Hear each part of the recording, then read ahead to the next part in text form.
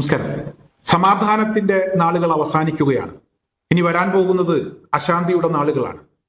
Gulf മേഖലയിലുള്ള ആളുകളൊക്കെ കുറച്ച് സമാധാനത്തിലായിരുന്നു. യുദ്ധം നടക്കുന്ന സമയത്ത് അവർ മാനസികമായിട്ടൊക്കെ വലിയ പിരിമുറുക്കങ്ങൾ അവരനുഭവിച്ചിരുന്നു. വളരെയധികം പ്രയാസങ്ങൾ ഉണ്ടായിരുന്നു. എന്തായാലും വീണ്ടും പിരിമുറുക്കങ്ങളുടെ ദിവസങ്ങളാണ് വരാൻ പോകുന്നത്. ഏത് നിമിഷവും ഇറാനെതിരെ ഇവിടെ ഇസ്രായേലിന്റെയും അമേരിക്കയുടെയും ഒരു ആക്രമണം ഉണ്ടാകും. അത്തരത്തിലുള്ള വാർത്തകളാണ് പുറത്തു വരുന്നത്.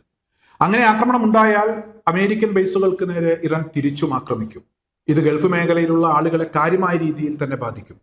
അതുപോലെ തന്നെ നമ്മളെയൊക്കെ യുദ്ധം ബാധിക്കും. അത്തരമൊരു സാഹചര്യം വീണ്ടും വരുന്നു എന്നാണ് അറിയാൻ കഴിയുന്നത്. അന്താരാഷ്ട്ര മാധ്യമങ്ങളിൽ വരുന്ന വാർത്തകൾ അത്തരത്തിലുള്ളതാണ്.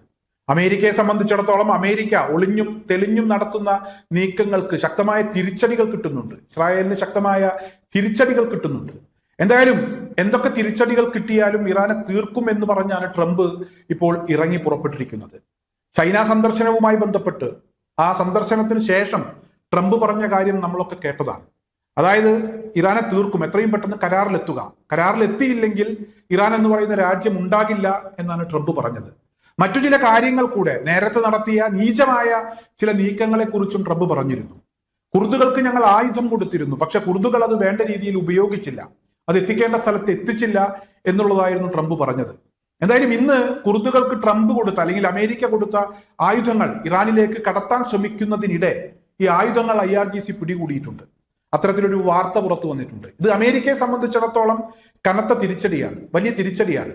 അതുപോലെ തന്നെ ഇറാനിൽ നിരവധി ചാരന്മാരെ ഇപ്പോൾ ഈ കഴിഞ്ഞ ദിവസങ്ങളിൽ പോലും അറസ്റ്റ് ചെയ്യുന്ന ഒരു സാഹചര്യം ഉണ്ടായിട്ടുണ്ട്. ഏത് നിമിഷവും ഒരു യുദ്ധം ഉണ്ടാകും എന്ന് ഇറാന് കൃത്യമായി അറിയാം. അതിനാവശ്യമായിട്ടുള്ള ഒരുക്കങ്ങൾ അവരും നടത്തിയിട്ടുണ്ട്. അമേരിക്കയല്ല, ഇനി അമേരിക്കയോടൊപ്പം ആരൊക്കെ കൂടെ കൂടിയാലും, ബ്രിട്ടനും ഫ്രാൻസും ഒക്കെ കൂടെ കൂടിയാലും ഞങ്ങൾ ഒരിക്കലും പുറകോട്ട് പോകില്ല. ഞങ്ങളെ സംബന്ധിച്ചിടത്തോളം ഞങ്ങളുടെ രാജ്യം ഞങ്ങൾക്ക് വലുതാണ്. ആർക്കും ഞങ്ങൾ വഴങ്ങി കൊടുക്കില്ല. ആരുടെയും വരുതിയിലേക്ക് ഞങ്ങൾ പോകില്ല. ആരും ഞങ്ങളെ വരുതിയിൽ കൊണ്ടുവരാം എന്ന് ചിന്തിക്കേണ്ട. യുദ്ധമാണെങ്കിൽ യുദ്ധം, സമാധാനമാണെങ്കിൽ സമാധാനം എന്നുള്ളതാണ് ഇറാന്റെ നിലപാട്. മാത്രമല്ല കഴിഞ്ഞ ദിവസങ്ങളിൽ ഇറാനുമായി ബന്ധപ്പെട്ട് ഇറാനിലെ വളരെ പ്രധാനപ്പെട്ട ചില ദൃശ്യങ്ങൾ പുറത്തു വന്നിരുന്നു. അതായത് ഇറാന്റെ മിസൈൽ കേന്ദ്രങ്ങൾ അത് പൂർണ്ണമായും സജ്ജമാണ്. 90% മിസൈലുകളും അതുപോലെ തന്നെ മിസൈൽ വിക്ഷേപിക്കാനുള്ള ഇറാന്റെ ശേഷിയും അത് പൂർണ്ണമായും ഇറാൻ വീണ്ടെടുത്തിരിക്കുന്നു. അതുമായി ബന്ധപ്പെട്ടുള്ള ചില ദൃശ്യങ്ങളാണ് പുറത്തു വന്നത്. മാത്രമല്ല ഇസ്രായേലിനകത്ത് വലിയ സ്ഫോടനം ഉണ്ടായതായിട്ടുള്ള ഒരു വാർത്തയും പുറത്തു വന്നിരുന്നു. ഈ സ്ഫോടനവുമായി ബന്ധപ്പെട്ട് ഇസ്രായേലിൽ വലിയ നാശനഷ്ടങ്ങൾ ഉണ്ടായിട്ടുണ്ട്, അതുപോലെ തന്നെ നിരവധി മരണങ്ങൾ ഉണ്ടായിട്ടുണ്ട് എന്നൊക്കെയുള്ള ചില വാർത്തകൾ വരുന്നുണ്ട്. ഈ വാർത്ത ഇസ്രായേൽ സ്ഥിരീകരിച്ചിട്ടില്ല.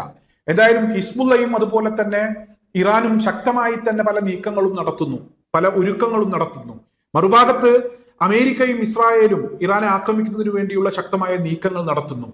അതോടൊപ്പം തന്നെ സൗദി അറേബ്യയെയും അതുപോലെ തന്നെ UAEയെയും ഒക്കെ പ്രകോപിപ്പിച്ച് ഇറാനെതിരെ അണിനിരത്തുന്നതിന് വേണ്ടിയുള്ള നീക്കങ്ങളും ശക്തമായി തന്നെ നടക്കുന്നു. ഈ കഴിഞ്ഞ സമയങ്ങളിൽ ഇവിടെ UAEയെയും അതുപോലെ തന്നെ സൗദി അറേബ്യയെയും ഒക്കെ ഇറാൻ ആക്രമിച്ചു എന്ന വാർത്ത പുറത്തു വന്നിരുന്നു. ഈ ആക്രമണങ്ങൾക്ക് പുറകിൽ ഞങ്ങളല്ല, അത് അമേരിക്കയാണ് അത് ചെയ്തത് എന്ന ഒരു ആരോപണമാണ് ഇപ്പോൾ ഇറാന്റെ ഭാഗത്തു നിന്നുണ്ടായിരിക്കുന്നത്. UAE അവരുടെ ആണവ നിലയങ്ങൾക്ക് നേരെയുണ്ടായ ആക്രമണത്തെ വിശേഷിപ്പിച്ചത് ഭീകരാക്രമണം എന്നാണ്. തീർച്ചയായും ഇവിടെ ആണവ കേന്ദ്രങ്ങൾക്ക് നേരെ ഒരു പ്രകോപനവും ഇല്ലാത്ത സാഹചര്യത്തിൽ ആക്രമണം നടത്തിയിട്ടുണ്ടെങ്കിൽ അത് ഭീകരാക്രമണം തന്നെയാണ്. എന്നാൽ അതിന് പുറകിൽ പ്രവർത്തിച്ചത് അമേരിക്കയാണ് എന്നുള്ളതാണ് ഇറാന്റെ ആരോപണം. പ്രത്യേകിച്ച് സൗദിയുമായി ഒരു സമാധാന കരാറിലേക്ക് എത്തുന്നതിന് വേണ്ടിയുള്ള ശ്രമങ്ങളാണ് ഇപ്പോൾ നടത്തിക്കൊണ്ടിരിക്കുന്നത്. സമാധാന ചർച്ചകൾ നടക്കുമ്പോൾ അതിനിടയിൽ കയറി വെടിപൊട്ടിക്കുന്നത് അമേരിക്കയുടെ സ്വഭാവമാണ്, അത് ഞങ്ങളുടെ സ്വഭാവമല്ല എന്നുള്ളതാണ് ഇറാന്റെ നിലപാട്. ഇനി എത്ര ആളുകൾ മരിച്ചാലും മരിച്ചു വീണാലും ഇറാൻ എന്ന് പറയുന്ന രാജ്യം ഇല്ലാതായാലും പൊരുതി മരിക്കാനാണ് ഞങ്ങളുടെ തീരുമാനം എന്ന് ഇറാനും പ്രഖ്യാപിച്ചിരിക്കുന്നു. അതുകൊണ്ട് തന്നെ യുദ്ധം ഏത് സമയത്തും ഉണ്ടായേക്കാം എന്ന വാർത്തകളാണ് അന്താരാഷ്ട്ര മാധ്യമങ്ങൾ ഇപ്പോൾ പുറത്തുവിട്ടുകൊണ്ടിരിക്കുന്നത്.